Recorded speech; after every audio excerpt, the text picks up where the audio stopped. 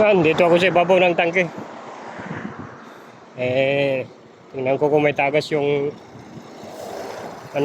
yung gate valve. Mahirap na may tagas kasi gasolina yung karga.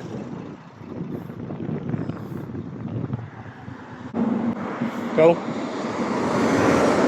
yan. Ang ganda ng truck nila, oh. Yan. Oh. Ito yung parkingan dito sa paglabas mo ng kargahan. Dito mahirap kasi mamaya masagi ka ng ng mga sasakyan na maliliit. Tutulin pa naman. Yung parkingan dito ng mga truck, oh. Paglabas sa ramp ko.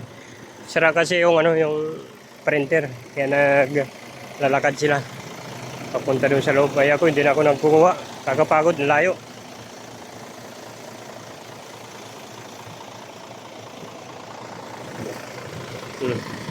Truck